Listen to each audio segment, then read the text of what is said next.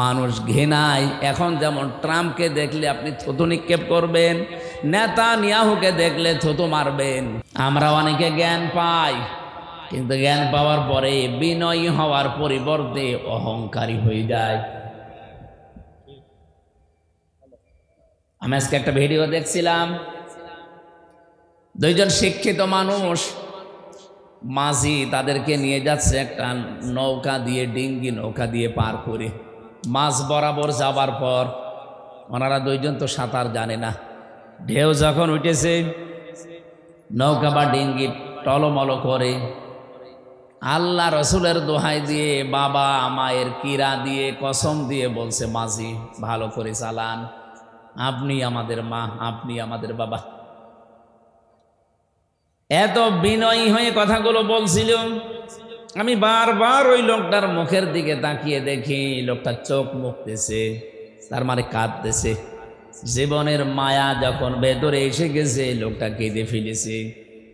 এতগুলো কথা 2-3 মিনিট বলার পর আস্তে আস্তে নৌকা যখন তীরে একেবারে ভিড়ে গেছে, লাফ দিয়ে ডাঙ্গায় নেমে এবার মাঝিকে গালিগালাজ আরম্ভ করেছে। তুই এত দেরি করলি কেন? সে মা বাবা তোলে গালি। আমার ভিডিওটা 4-5 মিনিটের হবে। এই দৃশ্যটা দেখার পরে আমার মনে হচ্ছে অনেক জ্ঞানী মানুষ, শিক্ষিত মানুষের সাথে এটা আজ মিলে যাচ্ছে। ওনাকে আল্লাহ বহু জ্ঞান দিয়েছিলেন, কিন্তু ওনাকে আল্লাহ নবী বানাননি। লা ইয়ানজুরু ইলা সুওয়ারিকুম ওয়া আমওয়ালিকুম ওয়ালাকিন ইয়ানজুরু ইলা কুলুবিকুম ওয়া নিয়াতিকুম। আল্লাহ নবী বলেন, ইন্নাল্লাহা লা ইয়ানজিরু ইলা সুওয়ারিকুম ওয়া আমওয়ালিকুম।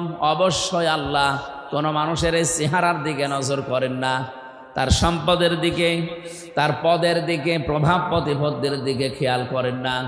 আল্লাহ শুধু খেয়াল করেন তার অন্তরের দিকে আর তাকওয়ার দিকে। তার কলবটা আসলে কি বলে, এই কলবের ভেতরে জায়গা আছে কার, এইটা আমার আল্লাহ দেখেন।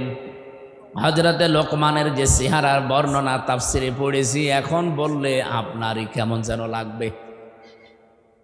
এই পৃথিবীতে আমি 3 জন কালো মানুষের জীবনী পড়েছি। তাদের জীবনী পড়তে গিয়ে পেয়েছি যে এত কালো মানুষ পৃথিবীতে আল্লাহ মনে হয় আর পাঠাননি, আর পাঠাবে কিনা তাও জানি না। তার ভেতরে হযরতে ওমর রাদিয়াল্লাহু তাআলা আনহুর বাড়িতে একজন কাজ করতেন। 2 নম্বরে হযরতে বেলাল, 3 নম্বরে এই যে সূরাটা পড়লাম লোকমান। তাফসির বর্ণনা ইবনে কাসির বলেন তার জহব্বা ছিল ঝুলে থাকা, ঠোঁটগুলো মোটা, মানে শর্ট ছিলেন বেটে, চুলগুলো কোকড়ানো ছিল।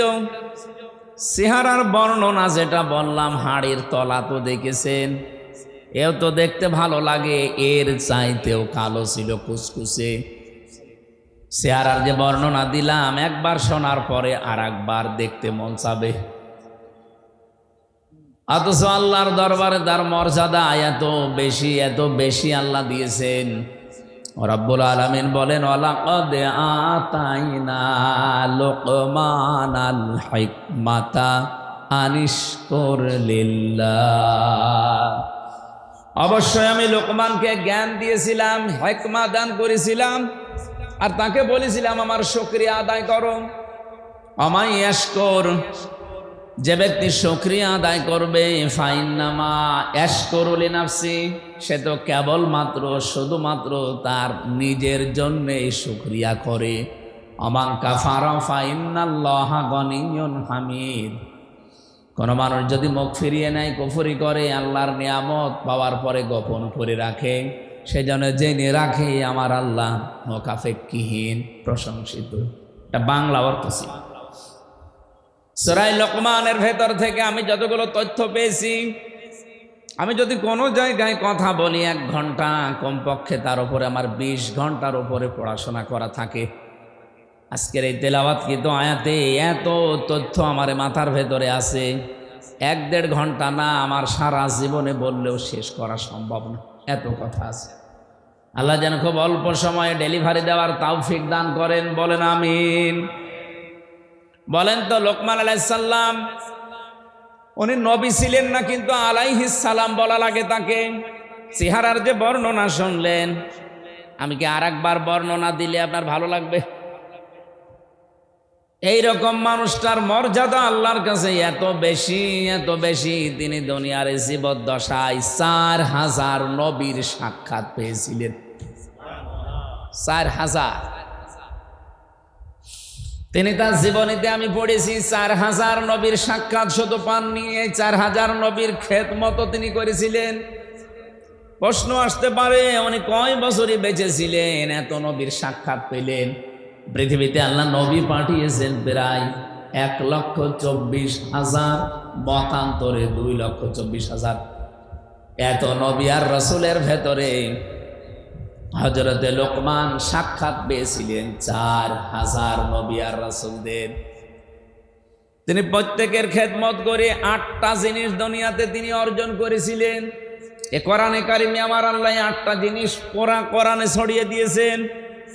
হযরতে লোকমান বলেন, 8টা জিনিস আমি সব নবী রাসূলের খেদমত এই যে 4000 নবীর কাছ থেকে বেশি, কিয়ামত পর্যন্ত যারা দুনিয়াতে আসবে তারাও যদি 8টা বিষয় অনুসরণ করে চলতে পারে, তারাও চিরন্তন হয়ে যাবে। হযরতে লোকমান উনি বিদায় নিয়েছে কত হাজার হাজার বছর আগে, অথচ এখন সূরা লোকমান পড়লে মনে হয় ওই লোকটা এখনো বেঁচে আছে। পৃথিবীতে 200 কোটির উপরে মুসলমান। আমার মনে হয় হযরতে লোকমানকে নাম শুনলে তার জন্য দোয়া করে না এরকম মুসলমান নেই, কারণ আল্লাহ পাক তাকে কোরআনে কারিমে চিরন্তন করে দিয়েছেন।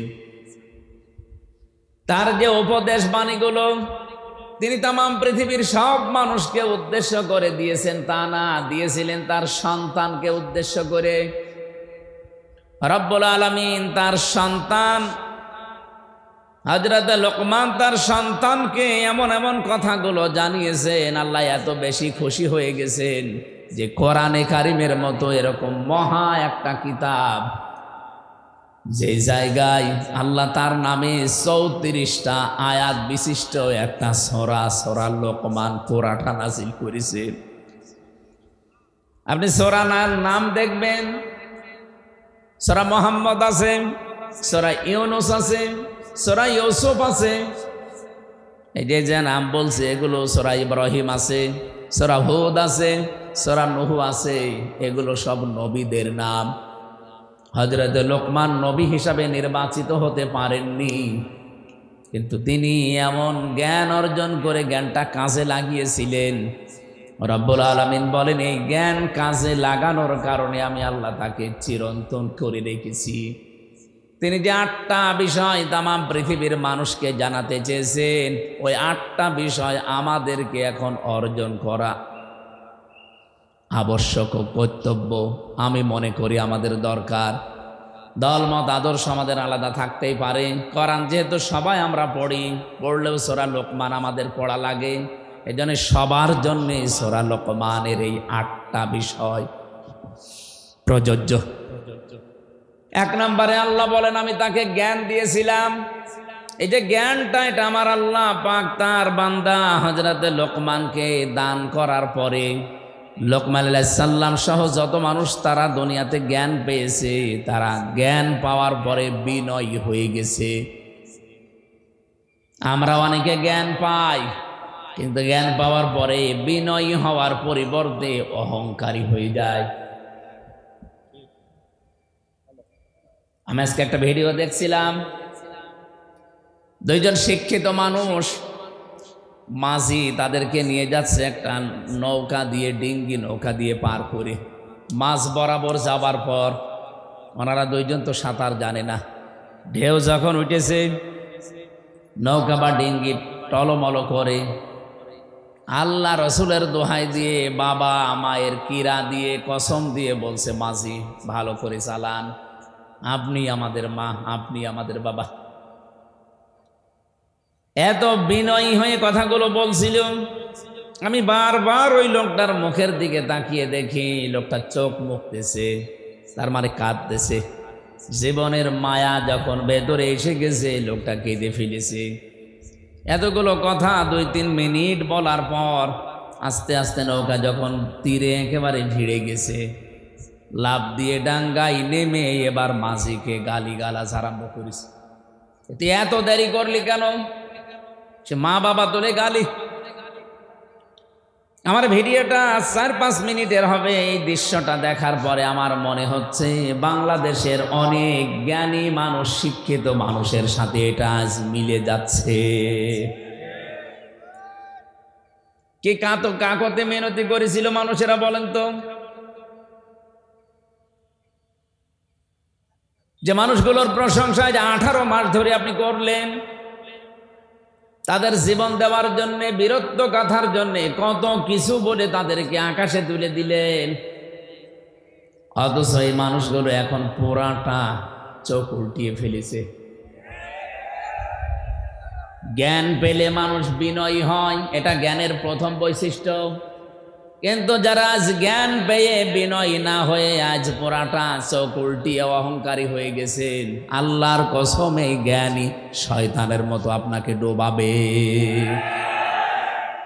এজন্য আমার প্রথম কথা ছিল, শুধু ঈমান আনলে আর জ্ঞান অর্জন করলেই সম্মান বাড়বে না, জ্ঞানের ওপরে কাজ করা লাগবে। আপনার জ্ঞান কি ওইটা বলে? যে মানুষগুলোর জন্য আজ আমির হামজা এই সাতক্ষীরার আশা শুনি অন্তত এই ময়দানে হাজারো মানুষের সামনে কথা বলতে পারছে। আপনি কোনোদিন কল্পনা করেছেন এই 17 বছরে? আমি তো সাতক্ষীরার নাম ও মুখে আনতে ভয় পেতাম, কারণ এটা বাংলাদেশের দ্বিতীয় কারবালা। এমন কোন জুলুম অত্যাচার নেই এই 17 বছরে এই জেলায় হয়নি। আমরা শুনেছি, দেখেছি, মানুষের বাড়ি ঘর বোল্ডোজার দিয়ে ভেঙে দিয়েছে। কে কথা বলেন না কেন? এগুলো সব সাক্ষী। 2 জন অলরেডি এই ইউনিয়নে শাহাদাত বরণ করেছে সালেমের বিরুদ্ধে। আল্লাহ তাদেরকে শাহাদাতের সর্বোচ্চ মাকাম দান করেন। শহীদ আব্দুল সালাম আর একজন কি জানেন? শহীদ জাভেদ। এই মাঠে জানাজা হয়েছিল, আল্লাহ তাকে জান্নাতের সর্বোচ্চ মাকাম দান করেন, আমিন। কোরআনে কারিমে সূরা নমল 19 নম্বর পারায় আছে।